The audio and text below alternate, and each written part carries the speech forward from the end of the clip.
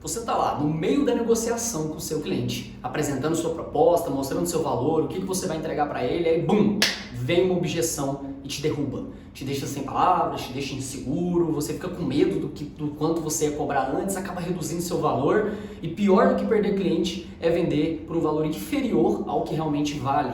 E aí você acaba tendo que trabalhar demais, enfim, um monte de problema que todo mundo que vende algum tipo de serviço já passou, tá? Nesse vídeo eu vou compartilhar com você 3 objeções que todo consultor de vendas que está vendendo ali, né, o seu produto ou serviço, principalmente de prestação de serviço de marketing digital, precisa saber quebrar. Eu vou contar 3 fatos que aconteceram comigo com clientes meus, de objeções muito comuns que você vai se identificar muito bem e como eu fiz para quebrá-las, tá bom? Ah, Rodrigo, mas você tem case e você tem isso? Relaxa.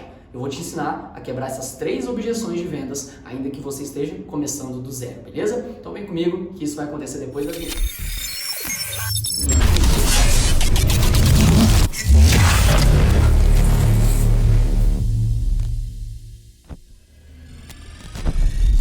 E aí, moçada! Aqui é o Rodrigo Oliveira do Consultor 10K. Estou aqui hoje para compartilhar com vocês como quebrar 3 objeções de vendas na hora de vender um serviço de consultoria, de tráfego, de, enfim, agência, serviço de marketing digital. Eu vou contar isso baseado em histórias reais que aconteceram comigo, beleza? Mas antes, por favor, já deixa seu like aqui, aperta esse botão de like aqui, por favor, que me ajuda pra caramba, e se inscreve no canal para você não perder nenhum vídeo por aqui, beleza? Então, vamos lá. Quais são essas grandes objeções aí que acontecem bastante? Eu vou contar uma primeira história para mostrar como quebrar a objeção onde o cliente fala assim: ah, isso aí tá caro, eu vou procurar outra pessoa, meu sobrinho faz, ou enfim, alguém vai fazer, eu vou orçar com outra empresa. Que é uma objeção muito comum que geralmente vai acontecer, tá? Eu conheci um cara num curso que eu fiz em São Paulo, era um curso onde tinham empresários de alto nível lá e tudo mais, tudo com empresa grande, indústria e tudo mais.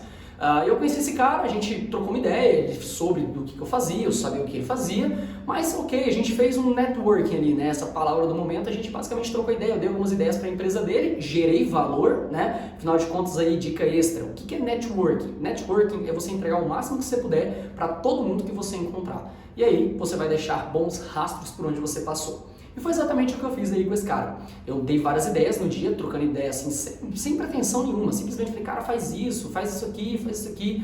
Ele teve alguns resultadozinhos lá e depois de mais ou menos uns 6 meses, eu nem lembrava na verdade, ele me procurou e falou assim: ô Rodrigão, tudo bem? Cara, eu fiquei sabendo que você tá dando consultoria, que você tem uma agência e tudo mais. Queria trocar uma ideia com você para ver um projeto aqui para minha empresa.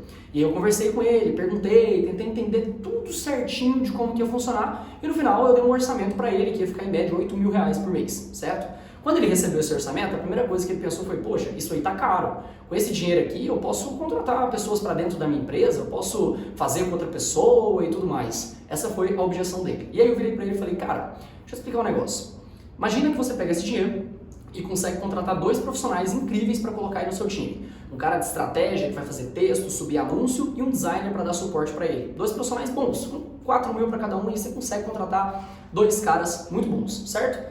E aí eu lembro bastante aí da relação com a campanha de Hitler durante a Segunda Guerra Mundial, né? E ele falava muito sobre: se você não está com a Alemanha, você está contra a Alemanha, né? Isso aí era o lema que ele utilizava lá atrás. E aí, cara, quando você lembra para esse tipo de coisa, para esse senso de comunidade que foi construído na época, eu não estou falando assim em si do nazismo, eu estou falando do senso de comunidade que essas pessoas montaram lá dentro.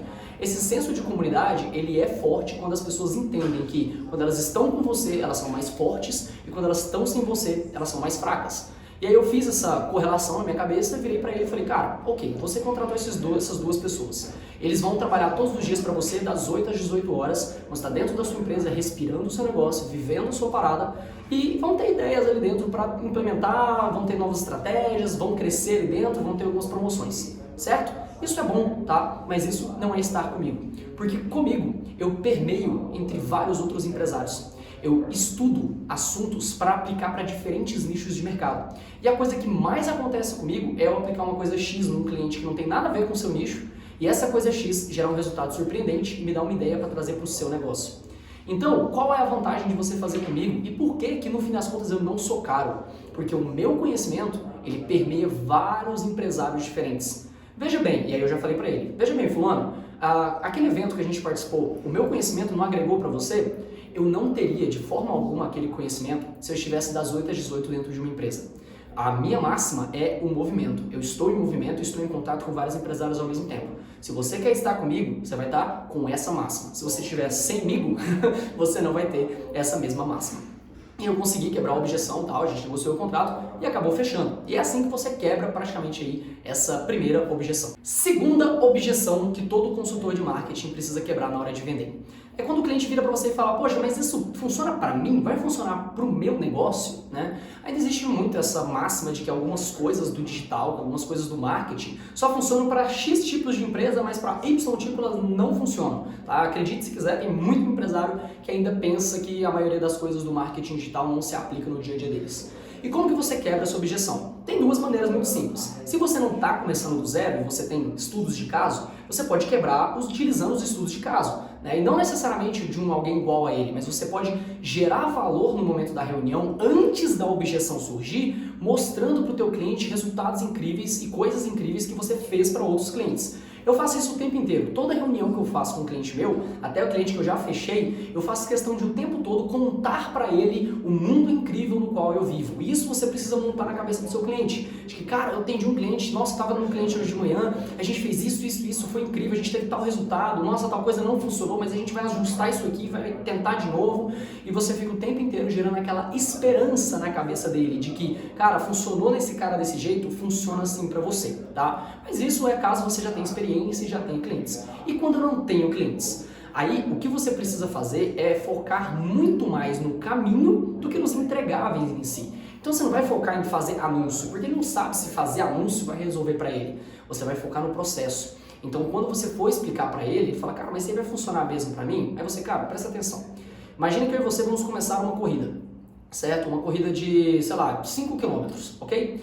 E os primeiros 2 km a gente precisa manter uma velocidade média ali de 8 km por hora, senão a gente vai cansar. Só que essa corrida ela é em círculos e em algum momento a gente vai passar de novo por aqueles iniciais 2 km. Só que depois a gente já vai conhecer aquela estrada, a gente já vai conhecer aquele caminho, né? Fala isso para o seu cliente. E o que eu estou te dizendo? Quando a gente começa a trabalhar, eu vou usar os primeiros 15 dias do nosso primeiro mês, por exemplo, para experimentar novas coisas. E aí você explica como que você vai experimentar. No meu caso, eu falo para o cliente que, no caso de anúncio, né? Eu vou criar para você 23 criativos. Por que 23 criativos? Eu vou pegar 3 personas suas. Por exemplo, a persona, uma vez eu atendi uma empresa que era um cursinho para vestibular, né? Aí uma persona é a pessoa que estuda em casa sozinha, certo? Aí da persona eu pego um momento, tá? E qual que é o momento dela? Excesso de conteúdo por todo lado, vendo vários vídeos no YouTube. E aí do momento eu tiro uma dor. Qual que é a dor disso? Você fica bêbado de tanto conteúdo e não consegue fixar aquilo que realmente importa. Quando eu conecto persona, momento e dor, eu consigo chegar em um criativo. Então eu explico isso para o cliente. E aí, cara, baseado nisso, eu vou criar lá 23 criativos, vou colocar os 23 para rodar simultaneamente dentro de grupos de anúncios separados, né, para que a gente encontre qual é o melhor apelo criativo para gerar resultado para você. E isso, cliente, é correr os primeiros 2 km da maratona. A gente vai numa velocidade mais boa para a gente conhecer o terreno e depois a gente entende se a gente pode ou não pode acelerar. Né? Imagina comigo, cliente, se eu descobrir uma forma de você colocar R$1 e voltar R$10, você não vai querer investir? Então, os primeiros 2 km servem para isso. O que eu fiz aqui? Eu foquei no caminho que vamos percorrer e eu dou um pouquinho mais de segurança de que eu não estou dizendo para ele que vai funcionar. Eu estou dizendo que eu vou procurar aquilo que funciona, tá certo? Terceira e última objeção de vendas que todo consultor de marketing precisa saber quebrar, que é muito comum. Às vezes o cara já teve uma experiência com outro consultor ou com alguma agência e não teve resultado. Então ele vai falar, por que eu não tive resultado antes? O que tem de tão diferente na sua entrega que não tem nas outras que eu acabei vivendo? E eu sempre ensino para os meus alunos do Consultor 10K que eles precisam focar em criar um processo. Criar um processo, inclusive eu já falei sobre isso em outro vídeo aqui, onde eu falei sobre como perder a insegurança de vender serviços, é essencial para você reduzir a sua insegurança. Porque você não pode prometer resultado para ninguém. Você tem que prometer que você vai passar por um processo com ele, onde vocês vão buscar aprendizado, o resultado, né? Então, você dá essa ideia para o seu cliente, você fala para ele sobre como é o seu processo de atendimento. No meu caso, o meu processo, que é o que eu ensino para meus alunos, é rodar um diagnóstico completo sobre a empresa, sobre a persona, montar um manual de persuasão da marca. Tendo feito esse manual, eu vou entender e desenhar um funil de vendas para ele, e a gente vai aplicar esse funil nos primeiros 30 dias. E aí depois a gente vai fazer ciclos de experimentação. Também tem um vídeo aqui no meu canal que eu falo sobre como rodar ciclos de experimentação. Você pode conferir, depois que você der o like e se inscrever, é claro, tá? Mas como que eu faço isso? Primeira coisa, na hora que ele falar, cara, eu tive outra agência e parece que isso aqui é mais do mesmo. Aí você fala assim, cara, mas por que parece? Ah, porque eu gastei com anúncios e não tive resultado. Eu vivi isso aqui, por exemplo, eu peguei um cliente que gastava 10 mil reais por mês com Google Ads e ele tinha tipo 300 leads. Aí eu falei, cara, mas por que tava tão ruim assim? Porque o cara anunciava lá e eu não via lead chegando. Eu falei assim, então é porque não tinha ninguém olhando para as métricas? Eu não sabia o que era custo por lead, como que isso funcionava. Eu falei, não, então existe um problema no serviço que você testou antes, que era a falta de olhar para as métricas. No meu serviço, a gente vai deitar em cima de métricas o tempo inteiro.